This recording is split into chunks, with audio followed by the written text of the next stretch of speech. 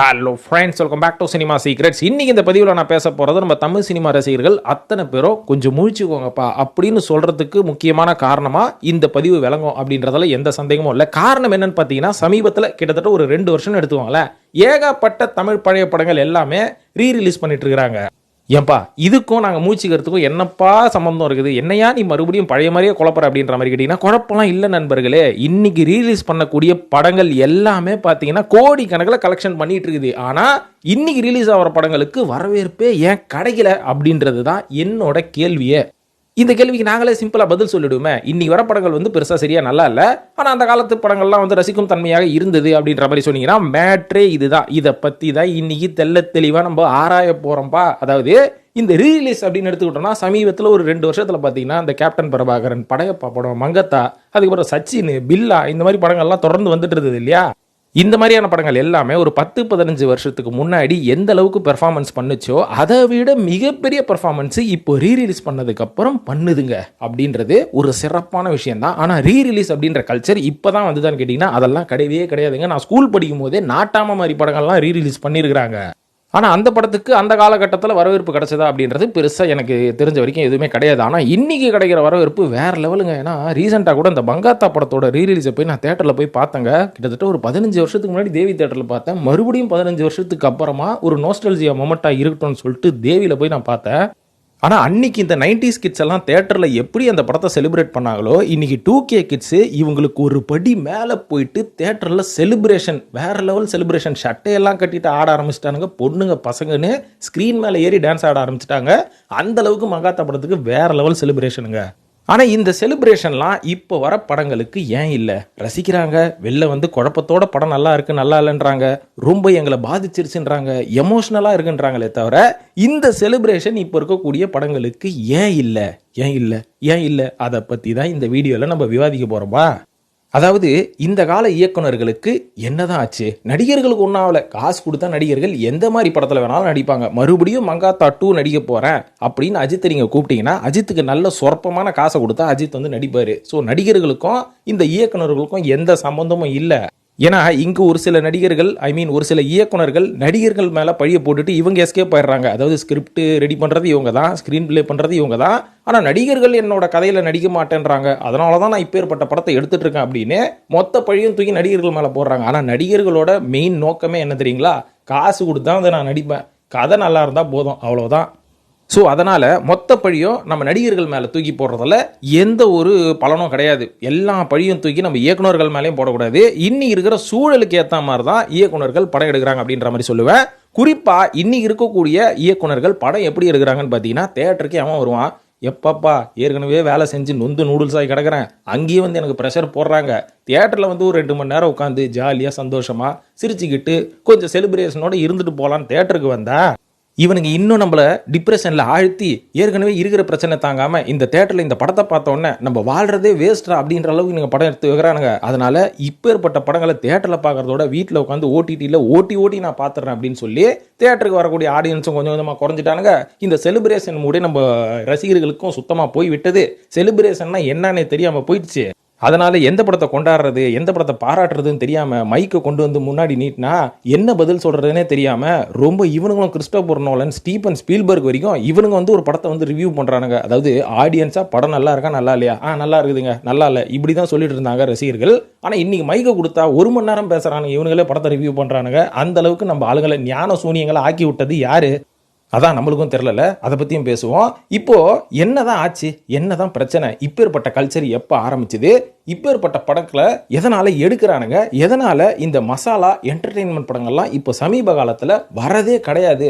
அது மட்டும் இல்லாமல் ஒரு காலகட்டத்தில் இந்த மாதிரி எமோஷனல் படங்கள் வந்ததுன்னா நம்ம எல்லாருமே கலாய்ப்போம், இந்த படத்தை பார்த்தா கொஞ்சம் அவார்டு படம் மாதிரி இருக்குன்னு. ஆனால் இன்னைக்கு எடுக்கிறது பூராவே அவார்டு படம் மாதிரி தான் இருக்குது.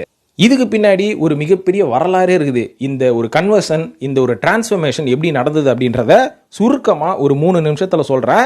இது வந்து நான் அந்த காலத்துக்கு போயிட்டு மறுபடியும் இந்த காலத்தில் வரப்போகிறேன், அப்போ தான் உங்களுக்கு நல்லாவே புரியும். ஸோ அதனால் பேக் டு 80 இயர்ஸ் பேக் நம்ம போவோம் வாங்க. 80 இயர்ஸ் அகோ என்ன நடந்தது அப்படின்ற மாதிரி நம்ம சினிமாவை பற்றி பார்ப்போம்.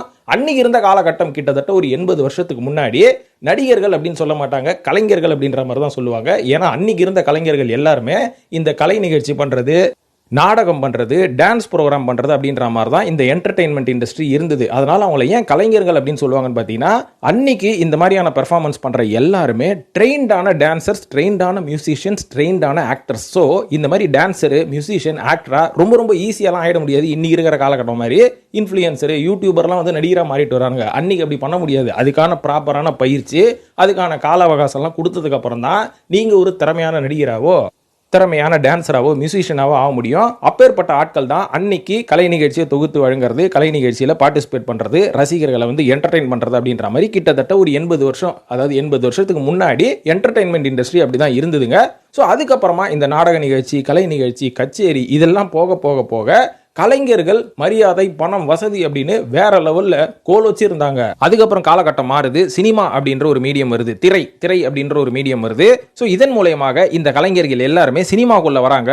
வேர்ல்டு வைடு இவங்களுக்கு வந்து ஒரு பெரிய எக்ஸ்போஷர் கிடைக்குது. இதுல வந்தவங்க தான் சிவாஜி கணேசன், எம்ஜிஆர் அவர்கள், எம்ஆர் ராதா அவர்கள், எஸ்எஸ்ஆர் அவர்கள், அதுக்கப்புறம் நம்ம ஜெமினி கணேசன், இந்த மாதிரி நிறைய பேரை நம்ம சொல்லலாம். ஸோ இவங்க எல்லாருமே நாடகத்தில் இருந்து சினிமாக்குள்ள வந்து பக்கா ட்ரெயின்டான ஆளுங்க. சினிமா உள்ளேயும் வந்து கொஞ்சம் எக்ஸ்ட்ராவான ஆக்டிங் போட்டு அவங்களோட படங்களில் அவங்க நாடகத்தன்மையாக நடித்தாலுமே கூட அந்த படங்கள் எல்லாமே காலத்துக்கும் பேசப்பட்டுச்சு. இதுக்கப்புறம் இந்த மாதிரி சினிமா போக போக அதுக்குள்ள அரசியலும் லைட்டா நுழைய ஆரம்பிச்சது. ஏன்னா அரசியல்வாதிகள் அவங்களோட பணியை தனியா செஞ்சுட்டு இருக்கும் போது இந்த பக்கம் சினிமா நடிகர்களுக்குன்னு ஒரு மிகப்பெரிய இமேஜ் வந்து கிரியேட் ஆக ஆரம்பிக்குது. அதுக்கப்புறமா ஒரு சில அரசியல்வாதிகள் இதை உத்து நோக்குறாங்க. இந்த மாதிரியான நடிகர்கள்லாம் அரசியலுக்குள்ள வந்தாங்கன்னா நம்மளோட அரசியல் கட்சிக்கும் மிகப்பெரிய ஆதாயமும் கிடைக்கும், இவங்களை வச்சும் நம்ம நல்ல அரசியல் பண்ணலாம்னு சொல்லி ஒரு சில நடிகர்களை அரசியல் பக்கம் இழுக்கிறாங்க. அந்த அரசியலுக்கு போகும்போது அந்த நடிகர்கள் அதே இமேஜில் போறாங்க. மக்களும் அந்த நடிகர்களை நம்புறாங்க. அவங்க அரசியலுக்கு வந்த உடனே அந்த மாதிரியான நடிகர்களை மக்கள் முதலமைச்சராகவே ஆக்குறாங்க. ஆனா இதுல ஒரு சின்ன வருத்தம் என்னன்னா, இந்த நடிகர்கள் முதலமைச்சரா ஆனதுக்கு அப்புறமா தமிழ்நாட்டோட வளர்ச்சிக்கு என்ன பண்ணணும் அப்படின்ற ஒரு சின்ன புரிதல் அவங்களுக்கு கிடையாது. ஏன்னா அவங்க ஒரு சினிமா நடிகர்கள். அரசியல்வாதிகளுக்கும் அரசியல் தலைவர்களுக்கும் மட்டும்தான் தெரியும் நாட்டோட வளர்ச்சிக்கு நம்ம என்ன பண்ணணும்னு. ஆனா இந்த நடிகர்களுக்கு பெரும்பாலும் தெரியாது இல்லையா? அதனால அவங்க வந்ததுக்கு அப்புறம் மக்களுக்கு நேரடியா நல்லது பண்றதை மட்டும் தான் செஞ்சாங்களே தவிர தமிழ்நாட்டோட வளர்ச்சிக்கும் நாட்டோட வளர்ச்சிக்கும் மிகப்பெரிய எந்த ஒரு முன்னேற்றத்தையும் அவங்க கொண்டு வரல அப்படின்றது தான் நிதர்சனமான உண்மை நண்பர்களே. இதுக்கப்புறம் ஒரு காலகட்டத்தில் சினிமா நடிகர்கள் கிட்ட தான் நாடே போச்சுப்பா அப்படின்ற அளவுக்கு பேசப்பட்டுச்சு. சினிமா நடிகர்களை மக்கள் நம்ப ஆரம்பிச்சாங்க. இந்த ஒரு நம்பிக்கையை ஒரு சில தலைவர்கள் காப்பாத்தினாங்க அப்படின்ற மாதிரி சொல்லலாம். காப்பாத்தினதையும் தாண்டி அந்த 2 தேசிய தலைவர்கள் அப்படின்னு சொல்ல முடியாது, தமிழக தலைவர்கள், சினிமாவிலிருந்து வந்த அந்த 2 தமிழக தலைவர்கள் ஒரு காலகட்டம் வரைக்கும் தமிழ் சினிமாவை மட்டும் இல்லைங்க தமிழ்நாட்டை ஆண்டு கொண்டு இருந்தார்கள்னு சொல்லலாம். அந்த காலம் தான் தமிழ் சினிமாவோட கோல்டன் பீரியட் அப்படின்னு நான் சொல்லுவேன். எதனாலன்னு பார்த்தீங்கன்னா இந்த 2 தலைவர்கள் சினிமாவிலிருந்து வந்தனால இவங்களுக்கு ஒரு நல்ல அரசியல் புரிதலும் சினிமா புரிதலும் இருந்தது. அதனால அவங்களுக்குள்ள என்ன முடிவு பண்ணியிருப்பாங்க அப்படின்ற மாதிரி பார்த்தீங்கன்னா, நம்ம 2 பேரும் சினிமாவிலிருந்து நம்ம வந்திருக்கோம், இதுக்கப்புறமாவும் நம்ம தமிழ்நாட்டை ப்ராப்பராக வச்சு இந்த திட்டத்தெல்லாம் வந்து நம்ம வந்து அரங்கேற்றி என்னென்ன திட்டங்கள் தமிழ்நாடு வளர்ச்சிக்கு நல்லா இருக்கும் அப்படின்றத நம்ம ரொம்ப குறுகிய காலத்தில் உட்காந்து பண்ண முடியாது. அதுக்கு ஒரு மிகப்பெரிய ப்ராசஸ்க்கு நம்ம ரொம்ப டைம் கொடுக்கணும்னு சொல்லி ரொம்ப காலமாக இந்த 2 கட்சிகள் தான் தமிழ்நாட்டை ஆண்டு கொண்டு இருந்தது. இந்த மாதிரி அவங்க ப்ராசஸ் பண்ணும்போது இவங்க இன்னும் ஒரு நல்ல ஒரு விழிப்புணர்வோடு இருந்தாங்க. அது என்னன்னு பார்த்தீங்கன்னா, இனிமேலே தமிழ்நாட்டை ஆள போறேன்னு சொல்லி எந்த ஒரு சினிமா நடிகரும் உள்ள நுழையாம நம்ம பார்த்துக்கணும் அப்படின்னு சொல்லி தான் இவங்க என்ன பண்ண ஆரம்பிச்சாங்க. இனிமேல் நம்ம காலகட்டம் இருக்கிற வரைக்கும் தமிழ் சினிமாவில் இந்த புரட்சி பண்ணுறேன், அதுக்கப்புறம் வந்து நான் அரசியல் மாற்றம் பண்ணுறேன் அப்படின்னு சொல்லி எவன் வந்தாலும் எந்த படம் எடுத்தாலும் அவனை அப்படியே அமுக்கி நசுக்கி தூக்கி போடு, இந்த மாதிரி வந்து மக்கள் மத்தியில் குழப்பத்தை பண்ணி விட்டு நம்மளையும் ஆட்சி பண்ண விடாம தமிழ்நாட்டோட வளர்ச்சிக்கு நம்மளை யோசிக்க விடாம குழப்பி விட்டுருவானுங்க அப்படின்னு சொல்லி 2 மிகப்பெரிய கட்சிகள் தமிழ்நாட்டை ஆண்டு கொண்டிருந்தார்கள். அவர்கள் சுருட்ட முடியுமோ, என்னென்ன பண்ண முடியுமோ அதையும் பண்ணிக்கிட்டு தமிழ்நாட்டுக்கு என்ன வளர்ச்சி கொடுக்க முடியுமோ அதையும் பண்ணிட்டு இருந்தாங்க. ரெண்டுமே சைட் பை சைட் போயிட்டு இருந்தது. மக்களும் பார்த்தீங்கன்னா அவங்களோட வேலையை பார்த்துட்டு இருந்தாங்க. அதையும் தாண்டி என்டர்டைன்மெண்ட் அப்படின்னு சினிமாவுக்குள்ள வரும்போது சினிமாவை ஒரு என்டர்டைன்மெண்ட்டாகவும் பார்த்தாங்க, கொஞ்சம் அறிவுரை கூறும் இடமாகவும் பார்த்தாங்க, சில அரசியல் விமர்சனம் பண்ணக்கூடிய இடமாகவும் பார்த்து ஜாலியாக என்டர்டைன்மெண்ட்டாக இருந்தாங்க. அந்த வகையில் அந்த காலகட்டத்து சினிமாவில் கவுண்டமணி, எஸ்.எஸ். சந்திரன், அதுக்கப்புறம் சோ ராமசாமி இவங்கெல்லாம் தான் வந்து ஒரு மிகப்பெரிய அரசியல் விமர்சகராக இருப்பாங்க. அது மட்டும் இல்லாமல் நம்ம வி.கே. ராமசாமி, இன்னொரு சில நடிகர்கள்லாம் நான் லிஸ்ட்டில் விட்டுட்டேன். ஸோ இவங்கெல்லாம் பார்த்தீங்கன்னா அரசியல் விமர்சனம் அவங்களோட படங்களில் வந்து அன்லிமிட்டடாக இருக்கும். ஆனால் அது எதுவுமே ரொம்ப மூஞ்சி சுளிக்கும் விதமாகவும், கொச்சைப்படுத்தும் விதமாகவும், ரசிகர்களை கொஞ்சம் புண்படுத்தும் விதமாகவும் இந்த மாதிரி எதுவுமே இருக்காது. எல்லாமே என்டர்டெயின்மெண்ட் நோக்கமாக தான் இருக்கும். அதோட சேர்த்து கொஞ்சம் சிந்திக்கும் விதமாகவும் இருக்கும். ஸோ இந்த மாதிரி தான் வந்து அந்த காலகட்டத்து அரசியல் கிரிட்டிசிசம் தமிழ் சினிமாவில் இருந்து கொண்டிருந்தது. கிட்டத்தட்ட இந்த 2 தலைவர்களும் தமிழ்நாட்டை ஆண்டு கொண்டிருக்கும் காலகட்டத்தில் இந்த நேரத்தில் இவர்களை எதிர்த்து நானும் ஒரு கட்சி ஆரம்பிக்கிறேன், நானும் என்னால் முடிஞ்ச அளவுக்கு மக்களுக்கு நான் தொண்டு செய்ய போகிறேன் அப்படின்னு தைரியமாக இறங்கினவர் கேப்டன் விஜயகாந்த் அவர்கள் அப்படின்றது நம்ம எல்லாருக்குமே தெரியும். அதுக்கு முன்னாடியும் ஒரு சில நடிகர்கள் கட்சி தொடங்கினாலுமே கூட அவங்க எல்லாருமே இந்த 2 அரசியல் கட்சியோட கூட்டணி அப்படின்ற மாதிரி தான் ஆரம்பிச்சாங்க. ஆனால் விஜயகாந்த் மட்டும்தான் இந்த 2 கட்சியுமே விமர்சனம் பண்ணி நானும் அரசியலுக்கு வரேன் அப்படின்ற மாதிரி களமிறங்கினாரு. இவர் வரத்துக்கு முக்கியமான காரணம் என்ன அப்படின்னு சொல்லி அந்த கட்சியில் என்னோட நண்பர் ஒருத்தர் இருந்தார். அவர்கிட்ட நான் கேட்ட விஷயம் என்னன்னு பார்த்தீங்கன்னா, ஆரம்ப கட்டத்தில் விஜயகாந்த் அவர்கள் ஒரு நடிகராக இருக்கும்போது அவரோட நற்பணி எல்லாமே அவரோட நற்பணி மன்றம், அவரோட ரசிகர் மன்றத்தை வச்சு தான் செஞ்சுட்டு இருந்தாராம். அப்போ ஒரு காலகட்டத்தில் என்னாச்சுன்னு பார்த்தீங்கன்னா, அவரோட ரசிகர் மன்றத்துக்கு ஒரு படையெடுத்து போகும்போது அவரோட ரசிகர் மன்றத்தில் இருக்கக்கூடிய ரசிகர் மன்ற தலைவருக்கு ஒரு மிகப்பெரிய இமேஜ் இருந்துதான். அந்த இமேஜை வச்சு அவர் அரசியலுக்கே போய் அவர் ஏகப்பட்ட ஓட்டுகளை வாங்கினது விஜயகாந்த் அவர்களோட காதுக்கு வந்திருக்குது. அதுக்கப்புறம் தான் விஜயகாந்த் அவர்களே ஒரு விஷயம் யோசிச்சிருக்கிறாரு. ஸோ நம்ம ரசிகனுக்கே இந்த அளவு நம்மளோட இமேஜை வச்சு அவனுக்கு ஒரு இமேஜ் கிடைச்சிருக்குன்னா, நம்ம ஏன் ஒரு அரசியல் கட்சி ஆரம்பித்து மக்களுக்கு இந்த மாதிரி நல்லது பண்ணக்கூடாதுன்னு சொல்லி அந்த ஒரு எண்ணத்தில் தான் நம்ம விஜயகாந்த் அவர்களுக்கு ஒரு அரசியல், அதாவது இவரோட கட்சி பணியை, அதாவது இவரோட ரசிகர்களை வச்சு இவர் செய்யக்கூடிய நற்பணியை கட்சி பணியாக மாற்றலாம்னு சொல்லி விஜயகாந்த் அவர்கள் ஒரு கட்சி ஆரம்பிக்கலாம் அப்படின்ற ஒரு முடிவுக்கு வந்தார். அப்படின்றத அவரோட கட்சியில் இருக்கிற எனக்கு ஒரு நெருங்கிய நண்பர் இருக்காரு, இவர் சொல்லி நான் கேள்விப்பட்டேன். ஸோ இதுக்கப்புறம் அந்த அரசியல்னால அவர் எப்படியெல்லாம் கஷ்டப்பட்டார் அப்படின்றதையும் அவர் நிறைய சொல்லியிருக்காரு. அதெல்லாம் நான் அடுத்தடுத்த பதிவில் சொல்கிறேன். இந்த பதிவில் சொன்னால் இது நான் சொல்ல வந்ததும் அதுக்கப்புறம் இந்த வீடியோட டாப்பிக்கும் சம்மந்தமே எல்லாம் போயிடும். இருந்தாலுமே விஜயகாந்த் அவர்கள் இவ்வளோ தைரியமாக வந்தும் கூட இந்த 2 பேரையும் ஒரு அலோவ் பண்ணாங்களான்னு பார்த்தீங்கன்னா, அலோவ் பண்ணாங்க. கட்சிக்குள்ளே வரீங்களா வாங்க, ஆனால் நீங்கள் சினிமா வாயிலாக நீங்கள் எந்த பிரச்சாரம் பண்ணாலும் உங்களை விடவே மாட்டோம், ஏன்னா உங்களோட சினிமா இமேஜே நாங்கள் காலி பண்ணிவிடுவோம் அப்படின்ற ஒரு முடிவில் விஜயகாந்த் அவர்கள் 2005 வருஷம் நான் கட்சி ஆரம்பிக்க போகிறேன்னு அனௌன்ஸ் பண்ணாரோ இல்லையோ, அடுத்த 3 வருஷம் அவர் நடித்த படங்கள் எதுவுமே சரியாக போகாமல் அதுக்கப்புறம் அவர் சினிமா விட்டு வெளில வர மாதிரி ஆயிடுச்சு இல்லையா. இதுக்கப்புறமா பார்த்தீங்கன்னா விஜயகாந்த் அவர்கள் ஒரு முழு நீள அரசியல்வாதியாகவே மாறிட்டாரு. ஏன்னா 2005க்கு அப்புறம் அவரோட படங்கள் பெருசாக எதுவுமே போல, சுதேசி, விருதகிரி அப்படின்ற படங்கள் அவர் கொடுத்தாலுமே கூட சரியாக போகாதனால இனிமேல் நம்மளோட பிரச்சாரத்தை நம்ம சினிமா மூலயமா தெரிவிக்க முடியாது. அதனால நம்ம கேப்டன் டிவின்னு ஒரு டிவி ஆரம்பிச்சு அது மூலயமா நம்ம செய்யக்கூடிய விஷயங்களை மக்களுக்கு கொண்டு போய் தெரிவிப்போம் அப்படின்ற மாதிரி அந்த ஒரு பிளான்ல விஜயகாந்த் அவர்கள் மூவ் ஆயிட்டாரு. இதுக்கப்புறம் பார்த்தீங்கன்னா டைம் டு லீட் அப்படின்ற ஒரு நடிகர் வந்தாரு. இவர் என்னைக்கு ஆரம்பிச்சாரோ தெரியல, அவரை கொண்டு போய் சைலண்டா வச்சு செஞ்சாச்சு. என்ன பண்ணாங்க தெரியல கேட்டு வெளியில மணிக்கணக்கில் நாள் கணக்கில் கூட நிற்க வச்சாங்கன்னு நினைக்கிறேன் அந்த படம் ரிலீஸுக்காக. அதுக்கப்புறம் அந்த இடத்துல வாங்கின அடி தான் அவர் வாங்கினதுக்கப்புறம் அதோட சைலண்ட் ஆனவர் தான். அதுக்கப்புறம் 2016 வரைக்கும் ரொம்ப அமைதியாக இருந்தவர். அம்மையார் அவர்களின் மறைவுக்கு பிறகுதான் கொஞ்சம் மூச்சை விட ஆரம்பிச்சாரு. அதுக்கப்புறம் டோட்டலாக அவர் பேச ஆரம்பிச்சது 2018 ஐயா அவர்களின் மறைவுக்கு பிறகு அப்படின்ற மாதிரி நம்ம சொல்லலாம். இதுக்கப்புறம் என்னங்க, 2018க்கு அப்புறம் 2 மிகப்பெரிய தலைவர்கள் சாணக்கியர்கள் நம்ம நாட்டை விட்டு போயிட்டாங்க. அதுக்கப்புறம் அந்த தேசிய கட்சிகள்லாம் இருக்காங்க பார்த்தீங்களா, அவங்க என்ன பண்ணிட்டாங்க, இங்கே இருக்கக்கூடிய கட்சிகளுக்கு ஏகப்பட்ட ரிலாக்ஸேஷன், இங்கே இருக்கக்கூடிய என்டர்டெயின்மெண்ட் ஃபீல்டுக்கு ஓகே இனிமேல் உங்களை அடக்கிறதுக்கு ஆள் கிடையாது, இனிமேல் என்டர்டெயின்மெண்ட்டாக இருக்கக்கூடாது, மக்களை டிப்ரெஷன்லேயே ஆழ்த்து, எப்பேற்பட்ட படம் வேணாலும் எடு, ஆனால் என்னை பொறுத்த வரைக்கும் இங்கே இருக்கக்கூடிய இந்த 2 கட்சிகளும் உடையணும், நான் செங்குத்தா நடுவில் உட்காரணும் அப்படின்னு முடிவு பண்ணது தான் இன்னைக்கு இருக்கக்கூடிய சினிமாவோட இந்த நிலைமைய நண்பர்களே. எதனாலன்னு பார்த்தீங்கன்னா, இந்த 2 தலைவர்களும் போனதுக்கு அப்புறமா தான் இங்கே நிறைய நடிகர்கள் தனித்தனி கட்சி ஆரம்பிச்சாங்க அப்படின்றது நம்ம ஈஸியாக பார்த்துடலாம். அதில் ஒரு சிறந்த உதாரணம் NTK, நாம் தமிழர் கட்சி அப்படின்ற ஒரு கட்சி இருந்தது. இது 2010 வருஷம் துவங்கினாலுமே கூட 2016 தான் சட்டமன்ற தேர்தலையே சந்திக்கிறாங்க அம்மையார் அவர்களோட மறைவுக்கு பிறகு. 2018 தான் மக்கள் நீதி மையம் அப்படின்ற ஒரு கட்சியை கமலஹாசன் அவர்கள் தொடங்குறாரு. இது எல்லாத்துக்கும் பேக்கப் என்ன அப்படின்னு பார்த்தீங்கன்னா, அவங்க நம்ம பெரியவர் இருக்காரு பார்த்தீங்களா, தமிழ்நாட்டுக்குள்ள இருக்கக்கூடிய அமைதி குலையணும், அதுக்கப்புறம் இந்த 2 கட்சிகள் உடையணும்னு முடிவு பண்ணாங்க பார்த்தீங்களா, இவங்களோட சப்போர்ட் தான் அப்படின்ற மாதிரி சொல்லலாம். ஸோ இதுக்கும் சினிமாவுக்கும் என்ன சம்பந்தம்னு கேட்டீங்கன்னா, வரேன் இதை சொல்லி நான் சினிமாவை பற்றி சொன்னால் மட்டும்தான் உங்களுக்கு புரியும். ஸோ இந்த மாதிரி அரசியல்லையும் ஒரு குழப்பம், சினிமாலையும் ஒரு குழப்பம் விளைவிச்சதுக்கு அப்புறமா நம்ம ரசிகர்கள் படத்தை பார்க்குறவங்க இவங்களை வச்சு தானங்க ஓட்டு வாங்கி நம்ம ஜெயிக்க முடியும். ஸோ இவன் தெளிவாக ஜாலியாக என்டர்டெயின்மெண்ட்டாக இருந்துட்டா இவனை வச்சு நான் என்னத்த பண்ணுறது, இவன் இந்த 2 கட்சிக்கு தான் மாற்றி ஓட்டை குத்திக்கிட்டு அடுத்த வேலையை பார்ப்பான்.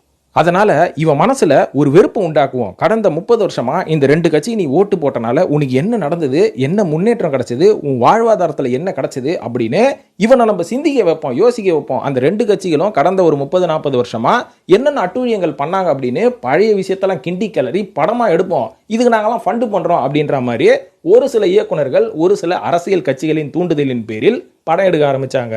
அந்த மாதிரி படங்களை நான் நேரடியாக சொல்ல போகிறதே கிடையாது. நீங்களே புரிஞ்சுக்கோங்க, தெரிஞ்சால் நீங்கள் கமெண்ட்டில் போடுங்க, மற்றவங்க பார்த்து தெரிஞ்சுக்கிட்டோம். நீங்களே ஒரு முடிவுக்கு ஒரு குழப்பத்துக்கு இந்த படத்தை தானே நீ சொன்னேன்னு என்னைய கேள்வி கேட்காதீங்க. நான் சொல்கிறத வச்சு உங்களால் கண்டுபிடிக்க முடிஞ்சா புரிஞ்சுக்கோங்க. ஒரு நடிகர் சொன்னாருங்க, இந்த கூல்ட்ரிங்க்ஸ் கம்பெனியால் தாண்டா இத்தனை 1000 லிட்டர் இத்தனை லட்சம் லிட்டர் நம்ம தண்ணி எடுக்கிறோம் அப்படின்னு சொன்னார். அது எப்போன்னு பார்த்தீங்கன்னா இந்த 2 தலைவர்களோட மறைவுக்கு பிறகுதான் இவர் வந்து இதை பற்றி பேச ஆரம்பிச்சாரு. ஆனால் பர்மிஷன் கொடுத்தப்போ அந்த அரசியல் கட்சிகளை பார்த்து இவர் ஏன் கேள்வி கேட்கவில்லை அப்படின்னு எனக்கே தெரியவில்லை. இதுக்கப்புறம் ஒரு இயக்குனர் வந்தாரு, எங்களை நசுக்குகிறார்கள், ஒடுக்குகிறார்கள் அப்படின்ற மாதிரி சொன்னாரு. ஸோ இவரும் பார்த்தீங்கன்னா ஆரம்பத்தில் இந்த 2 தலைகள் இருக்கும்போது என்டர்டெயின்மெண்ட் படமா அவங்க சமூகத்தில் என்னென்ன ப்ளஸ் எல்லாம் இருக்கோ அதை வச்சு ரொம்ப அழகான படங்கள் எடுத்துட்டு இருந்தவர் திடீர்னு பார்த்தீங்கன்னா சமூக நீதின்றாரு, அதுக்கப்புறம் அறப்போராட்டம் அப்படின்ற மாதிரிலாம் படம் எடுத்துட்டு இருந்தாரு. இதுக்கு முக்கியமான காரணம் இந்த ஒரு இயக்குனர்களுக்கு பின்னாடி இருக்கக்கூடிய ஒரு மிகப்பெரிய வெஸ்ட் பெங்காலா அந்த பக்கம் இருக்கக்கூடிய ஒரு கட்சியோட சப்போர்ட் அப்படின்ற மாதிரி சொல்றாங்க.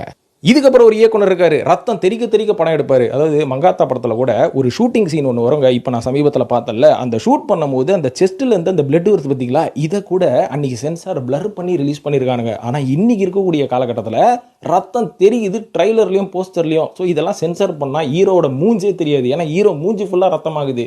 இதெல்லாம் ஏன் இப்போ இருக்க காலகட்டத்தில் சென்சார் வந்து எதையுமே கண்டுக்க மாட்டாங்க? அதெல்லாம் நீங்கள் தாங்க சிந்திக்கணும். ஸோ அந்த ரத்தம் தெரிக்கும் இயக்குனர் அவர் வந்து பார்த்தீங்கன்னா ஆரம்பத்தில் ஒரு 2 படம் 3 படம் கொஞ்சம் நம்ம மண்ணின் மனம் வாய்ந்த படங்களாக எடுத்துகிட்டு இருந்தார். அதுக்கப்புறம் பார்த்தீங்கன்னா நான் எடுக்கிறேன் பாடுறா நார்த் மெட்ராஸில் வந்து என்ன மாதிரி வெட்டுக்குத்து நடந்தது தெரியுமா? அந்த காலகட்டத்தில் வந்து இந்த அரசியல் கட்சிகள்லாம் எப்படி வந்து மக்களை வந்து யூஸ் பண்ணிட்டாங்க தெரியுமா? ஸோ நம்மளுக்கு விடுதலை வேணாமா, இவன் மோசமான அசுரண்டா இவன் அப்படின்ற அளவுக்கு ஒரு படம் எடுத்தார். ஆனால் அவங்க 2 பேர் இருக்கும் போது ஏன் இந்த மாதிரி படம் எடுக்கல அவரு? இதுக்கப்புறம் தான் வருது நம்ம சர்க்கார் தெரியுமா, நாங்களாம் தானா சேர்ந்த கூட்டங்க, ஏய் நீ தானே அசூரன், நான் யார் தெரியல, நந்தகோபால குமரன், அட நீ கர்ணன் தானையா, இப்படின்ற அளவுக்குலாம் படங்கள் வர ஆரம்பிக்குது. மக்கள் பார்க்குறாங்க, என்டர்டெயின்மெண்ட் அப்படின்றத மறக்கிறாங்க, எமோஷன் ஆகுறாங்க, வெறியாகிறானுங்க. அதுக்கப்புறம் பார்த்தீங்கன்னா அம்பேத்கர் புக் எடுத்து படிக்கிறானுங்க, பெரியார் புக் எடுத்து படிக்கிறானுங்க, அந்த பக்கம் அண்ணல் அம்பேத்கர், அதுக்கப்புறம் அண்ணா இவங்களோட புக்கெல்லாம் எடுத்து படிக்கிறானுங்க, குழம்புறானுங்க, எது பேசுன்னு தெரியல, அதுக்கப்புறம் எங்கே ஆரம்பித்து எங்கே முடியுதுன்னு தெரியல, என்ன பண்ணுறதுனே தெரில. மக்கள் ஒரே குழப்பத்தில் இருக்கிறானுங்க, குறிப்பாக இளைஞர்கள். ஏன்னா மக்கள் அப்படின்னும் போது அந்த இளைஞர்களை வளர்த்துருப்பாங்க பார்த்தீங்களா, அவங்களுக்கு ஒரு புரிதல் இருக்கும் அப்படின்னு நம்பினாலும் அவங்களையும் குழப்பி விட்டானுங்களா. அவங்களும் இத்தனை காலம் ஜாலியாக இருந்துமே, இப்போ ஏன்டா குழப்பி விட்டீங்க டே, யாருக்கு ஓட்டு போகிறதுனே தெரிலடான்னு சொல்லி நோட்டாவெல்லாம் அறிமுகப்படுத்தி நோட்டாவுக்கெல்லாம் ஓட்ட குத்திருந்தானுங்க ஒரு காலகட்டத்தில். இதிலிருந்து நீ என்ன சொல்ல வர, இந்த 2 கட்சிக்கு மட்டும் தான் குத்தணும்னு சொல்ல வரியா அப்படின்னு பார்த்தீங்கன்னா, நீங்கள் 2 கட்சிக்கு குத்துங்க, குத்தாம கூட போங்க. அந்த 2 கட்சியும் தாண்டி அன்னைக்கு இருந்த காலகட்டத்தில் சுயேட்சையில நிறைய பேர் நின்றுட்டு இருப்பாங்க பார்த்தீங்களா, இவங்களோட கொள்கையை நம்ம என்னைக்காவது கேட்டிருக்குமா? இந்த சுயேட்சை ஆட்கள் வந்து என்ன சொல்ல வராங்கன்னு நம்ம கேட்டிருக்குமா? எவ்வளவு சுயேட்சை கட்சி தனியாக நிற்பானுங்க, இவங்களெல்லாம் நம்ம கண்டுக்கிறதே கிடையாது. இதெல்லாம் நம்ம கண்டுக்கிறதுன்னு சொல்லி தான் 3ஆவதா இவங்க நடுவில் வந்து இடத்த பிடிச்சானுங்க. பிடிச்சது மட்டும் தப்பு இல்லைங்க, இவங்க வந்து அந்த எம்ஜிஆர் வாயிலாக வந்த கட்சியை மொத்தமாக முடிச்சு விட்டாச்சு, இந்த பக்கம் இவங்களை முடிச்சு விடலாம் அப்படின்னு பார்த்தா இந்த முக்கியமான கட்சி இருக்காங்க பார்த்தீங்களா, இவங்க எப்படி தெரியுங்களா பிளானு, எனக்கு எதிரி நான் வளர்த்து விட்டவனே அப்படின்ற மாதிரி தான் காமிச்சு நான் ஒரு ட்ராமா போடுவேன், நீயே வளர்த்து விடுன்னு சொல்லி இந்த கேங் இந்த மொத்தமாக இப்போ நான் சொன்னேன் இந்த படங்கள் எடுக்கிறவன் இவனுங்க கிட்டே சொல்லி கட்ட பஞ்சாயத்து பண்ணுறவன் கேங்ஸ்டரு இவனுக்கு எல்லாரையும் தியாகியாக்கு, இவங்களை வந்து படத்தில் வந்து நல்லவன் மாதிரி காமி, ஹீரோயிசமாக காமி, அதுக்கப்புறம் தான் இவனுக்கு ஒரு ஃபாலோவர் வருவான். இந்த கேங்ஸ்டரெல்லாம் தியாகின்னு சொல்லி போஸ்டர் ஒட்டு படம் எடு, அதுக்கப்புறம் இவனோட பேரை வச்சு ஒரு கட்சி ஆரம்பி, இந்த கட்சியின் மூலயமாக ஒரு தலைவரை உருவாக்கு, அந்த தலைவர் எனக்கு எதிர்த்தா மாதிரி நிற்கணும், எனக்கு எதிர்த்து போட்டி போடணும், அவனை நான் ஜெயிக்க வச்சாலும் அவன் எனக்கு கீழே தான் வேலை செய்வான், ஆக மொத்தத்தில் ஜெயிக்க மாட்டான் அப்படின்ற அளவுக்கு இவங்களுக்குள்ள ஒரு பிரின்சிபலை இவங்க ஃபாலோ பண்ண ஆரம்பிச்சிட்டாங்க. இதுக்கப்புறம் மக்களை வந்து எப்படி தெரியுங்களா மேனிப்புலேட் பண்ணுறாங்க, உனக்கு ஒன்று கிடைக்கலையா இறங்கி போராடு, எடுத்து கத்தி எடுத்து வெட்டு கிட்டு அப்படின்ற மாதிரி சொல்கிறானுங்க. காந்தியிசம்னா என்னன்னு தெரியுங்களா? அதே காந்தி அவர்கள் சொன்ன பிரின்சிபல் ஆஃப் அஹிம்சானா என்ன தெரியுமா? அதை பற்றி நம்ம படிச்சிருக்குமா? அதாவது இன்னைக்கு வீரனா கத்தி எடுத்து போடுறது தான், வன்முறை தான் வந்து எல்லாருக்கும் தீர்வு அப்படின்ற மாதிரி இன்னைக்கு படங்கள் எல்லாமே நம்மளை போர்ட்ரை பண்ணி நம்மளை பிரெயின் வாஷ் பண்ணி என்டர்டெயின்மெண்ட் அப்படின்றதையும் தாண்டி நம்மளை எமோஷனலாக ரொம்ப டிப்ரெஷனாகவே வச்சுட்டு இருக்காங்க. இதுக்கு முக்கியமான காரணம் இதுக்குள்ளேருந்து ஒரு தலைவன் வந்து பிறந்து வரணும் அப்படின்றது தான். இதோட வெளிப்பாடு தான் இன்றைக்கி நம்ம ஏகப்பட்ட நியூஸில் பார்க்குறோம்.